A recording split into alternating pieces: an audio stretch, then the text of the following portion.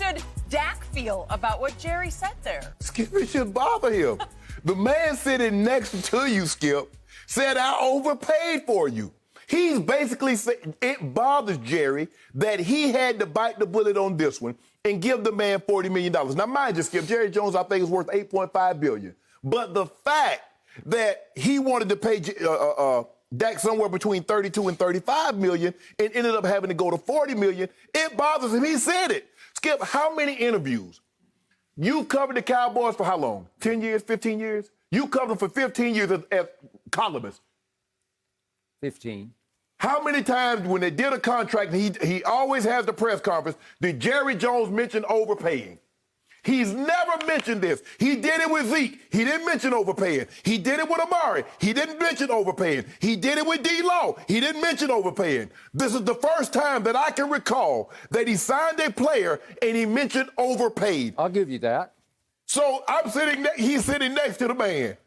And he said, well, you know, anything that I've been involved with that ever turned out to be good, I overpaid. Dak, I overpaid for you. Now, you need to make me right. You need to make me right and overpaying for you by paying it off with a Super Bowl. I don't get why he would need to say that, Skip. And he up there, before, and Jerry's like, that cackling grin. Come on, man. Skip, there was no need for Jerry to mention anything about the pay. I'm happy to have one of our own. We drafted Dak. Dak has been better than we ever thought he would be. And here's a guy that's very deserving of the contract that we gave him. Yep. You go to, and honestly, Skip, in all the years I've heard press conference, I've never, ever heard an owner say they overpaid or mention anything about paying too much for a player. Jerry Jones just did that while the player is sitting right next to him. He basically said, Dak, I overpaid for you. I don't know if you're worth the money. Now, in order for this thing to be right, you're going to have to, because he said the Cowboys, you know, got the Cowboys out of bankruptcy, and everybody said, I bought the Dallas Cowboys. Yep. Skip, why I just don't get, and I racked my brain, and I was like, you know, went back and played it again and found another channel that had it on, and I'm like, Jerry just told a man to his face, I overpaid for you. So Dak should feel some type of way. Now, it lessens the blow. I don't care what you did, Skip. The money's in my account now. You can overpay all you want to. The check's clear. Yep. But he did say that to the man's face, and Dak should feel some type of way about it. Okay, I got it. Okay. First point of order, before I launch on what you just said. Okay. I wrote a whole book about Jerry buying the Dallas Cowboys out from under Tom Landry and Tex Schramm.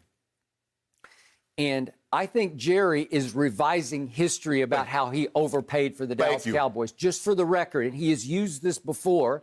And I love Jerry, and I respect everything he's built there, especially off the field in the way of entertainment. Right. And he has turned that team into the most valuable team in all of sports in all the world. So you got to give him that. Give him that, yes. But what happened was Bum Bright told me for the first book that I wrote, of the three I wrote on the Cowboys, the trilogy, the first book, Bum Bright, the previous owner, told me he had 4 other bids on the table above Jerry Jones' bid. Jerry Jones was the interloper, the outsider from Arkansas who came to the bargaining table without the wherewithal of the people he was bidding against. Right. And those people were Jerry Buss, the owner of the Lakers. Right. That's number one. Yeah. Did he not have some? He had the money, yes. Yeah, he had some pretty because he bought the deep Lakers from pockets. Jack Kent Cooke. That is correct. And then, do you remember Marvin Davis, the Denver land baron? Maybe it's before your time in Denver, but he owned 20th Century Fox for a good while. He had deep pockets, and he was at the bidding table because he was trying to bring a team to L.A. also at the same time and failed there. There was a Japanese conglomerate that was in the mix. And then there was Mavericks owner Donald Carter, who badly wanted to keep the hometown team in the hometown with hometown ownership. Right. And all of those bidders wanted to keep Tom Landry, the sacred, hallowed Tom Landry, as the head coach, except for one guy, the outsider, told Bum Bright, no, I'm sorry, I'm going to bring my good friend Jimmy Johnson, who was kind of his good friend because they were roommates, in alphabetical order when they were playing at Arkansas, and they finally fell completely apart, as we all know. But he did. I'm going to bring my good friend Jimmy Johnson, who's never coached a down of pro football. University of Miami's Jimmy Johnson is going to be my head coach. You got to give Jerry. You talk about some gumption and guts. Oh yeah. Hey, I'm bringing him. And Bum was like, thank you, because Bum Bright did not love Tom Landry the way the rest of the world loved Tom. But he was afraid to fire him. He was afraid to fire him because you can't. It's Mount Landry. It's God's coach. He was an institution. Right. Maybe the biggest institution in a region of any coach in the history of the league. I know Lombardi was huge in Green Bay, but this is Cowboy Nation. This is America's team. Okay, so in the end, Bum Bright said, you know what? I'm going to take a little less money because I'm going to get even with the Tom Landry who has cold-shouldered me from the start. Wouldn't even give him the time of night at Christmas parties. And just kind of shake his hand, how are you? And then turn and walk away. Right. Because Tom wanted no interference from above. Correct. Okay, so the whole notion that people thought I was an idiot for overpaying, no, they did not think that. They thought you were an idiot when you did your first press conference, the night you announced that Tom Landry was no longer the coach, which became the Saturday Night Massacre press. It was live on every station in Dallas.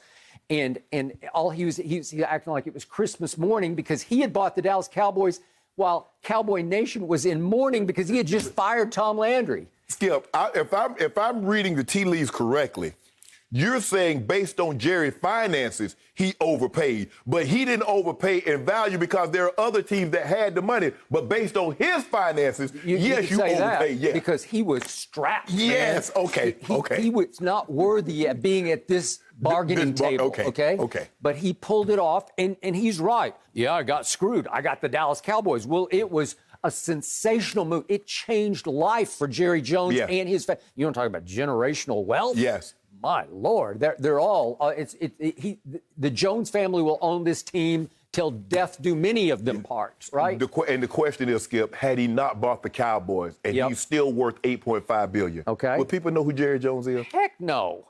Which is why he was at an oil and gas convention in Cabo San Lucas. And he noticed in the San Diego paper a little blurb at the bottom that said the Dallas Cowboys are for sale, and the sort of auctioning company was Salomon Brothers in New York City. And he picked up the phone from Cabo and called and said, "Hi, I'm Jerry Jones. I want to buy the Cowboys." Right. And they were like, "You're who?" Okay. So the point is that's a little bit of an exaggerated story. But what does Jerry pride himself most on?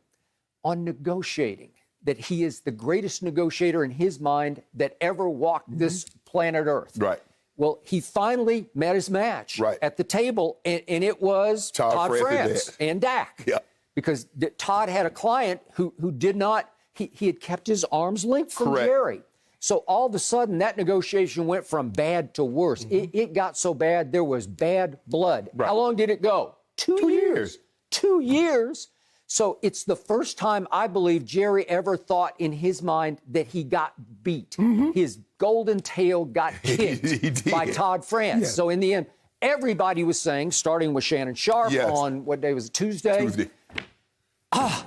Dak beat him. Dak crushed him. Dak took him to the bank. Am I right? Yes. And so Jerry yesterday was offering a concession speech. He was saying, you got me. I had to overpay for you. I get what you're saying. Yeah. But he was screaming that between the lines for 2 years. Right. He's not worth how much he's asking for. Right. I don't know. How many times did I say that on here? Yeah. 4,789 times. I'm the biggest Dak fan, but I never said he was Patrick Mahomes. I did not say he was Deshaun. I said he was good enough to win you a Super Bowl, maybe a couple of Super Bowls, but he's edge of top 10. Maybe he's the 10th best quarterback. That's still very good. Is he Hall of Fame bound? I can't go there yet. So the point was, Jerry's looking at his achievements so far. What has he done for me? And Jerry finally decided, I can't pay for that. I got to pay for what I think he can do for me in the future. Right. And he bet more on his intangibles than on his tangibles and his track record. Right. His track record is spotty. I'm sorry, I'm an objective Cowboy fan.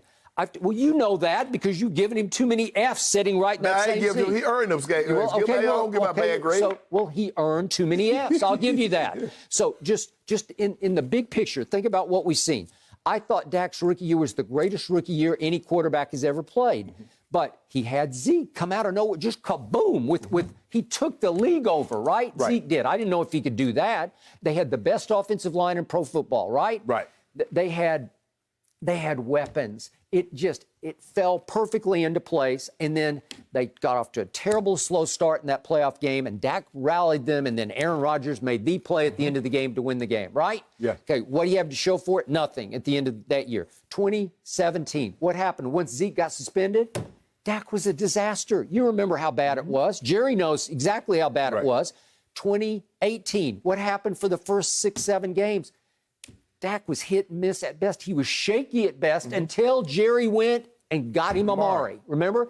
Then they took off. Correct. But you thought they were dead in the water at that point, right? Yep. And they took off, and Dak played huge, outplayed Russell Wilson in a home playoff game, and they won it. And I thought Dak played pretty well, and the defense was atrociously bad against the run out here in the Coliseum against the Rams. Okay? Then what happened in 2019? After those 3 games against what you dismissed as 3 bad teams, they were. The last 13 games, he was shaky at best. And do I have to keep talking about all the away games? At Jets, at New Orleans, at New England, at Chicago on that Thursday night, at Philly for all the marbles at the end of the year. No good, no good, no good, no good. How about at home against Green Bay? How about at home on Thanksgiving against Buffalo? No good. Right. That's what Jerry's not a fool. Right. So Jerry's looking at this like, they want how much? For what? What have you given me? You give me 3 playoff games, 1 and 2 in the playoffs. Well, you don't think he deserves that much money, except you said the market is the market. Well, the timing is the timing. And I think, Skip, let me tell you what Jerry did. Jerry lost in negotiating after 2 years. So Jerry wants to appear like he's the knight in shining armor coming in on the white horse. Cowboy Nation, I overpaid to keep him. That's why Dak is here. So he has to try to find a way to flip it. I don't know if he wants to be the knight in shining armor. He's just saying, he got me. Yeah. He beat me. Yes. But it was big. Jerry had to swallow a bunch of pride to publicly confess and admit that. But what is he telling Cowboy Nation? I overpaid. He's saying, I need something back for that. Now, I need a Super Bowl, right? Yes. Okay, here's what I think happened over these 2 years. Jerry Jones is now 78, going on next October, 79 years of age. Not getting any younger, and he's talked openly about his mortality is hitting him right between the eyes. Right.